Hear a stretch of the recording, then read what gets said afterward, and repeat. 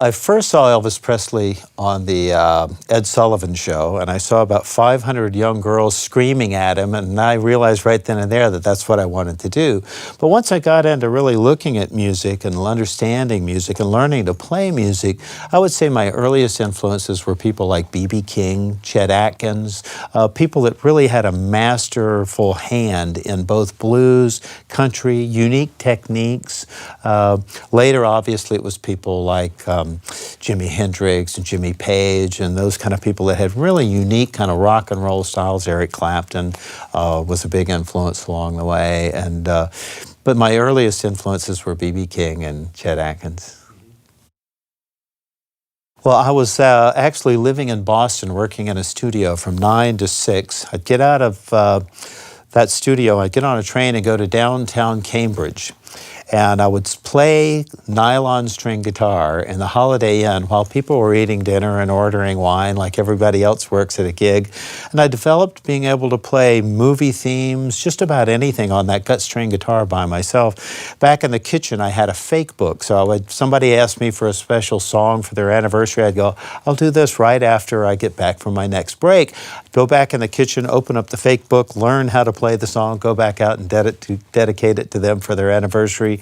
And I'd get a $5 tip. So it was a great way for me to be able to develop those skills of playing nylon string guitar and make a few extra bucks at the same time.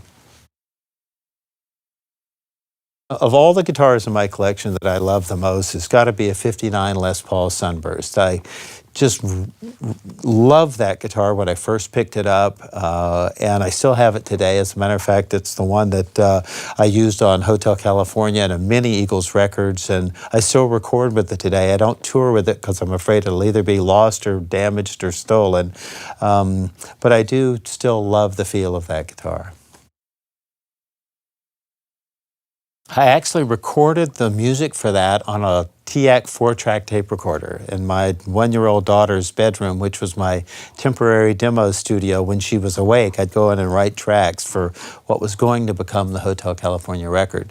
So I had finished about 16 or 17 different song ideas. One of them became a song called Victim of Love, and the other one became Hotel California. But I put all those ideas on a cassette. If anybody remembers what a cassette is, gave copies of it to everybody in the band, and a few days later, Don Henley called me and said, you know, I like that track that sounds kind of like a Mexican reggae. And it was obviously the only one on that tape that sounded like Hotel California. So we started talking about the idea of nobody in the band was from California. We all drove here from different parts of the country. And the imagery that we have in our minds of what California is, which is palm trees, bathing suits, surfers, stars on Hollywood Boulevard, the entertainment business, movie stars, music business, all of that stuff that worldwide has a concept of what California is. So Don was brilliant and came up with the concept of Hotel California and finished the lyrics, and that's how that song came about. The first thing that's the most important for any aspiring musician is you have to love what you're doing. Don't think about the money, don't think about the fame, don't think about success. You have to really love what you're doing and be very passionate about it. That will drive you, as it did me and everybody else that I know that's successful in the music business, to become somewhat obsessed with perfecting your art.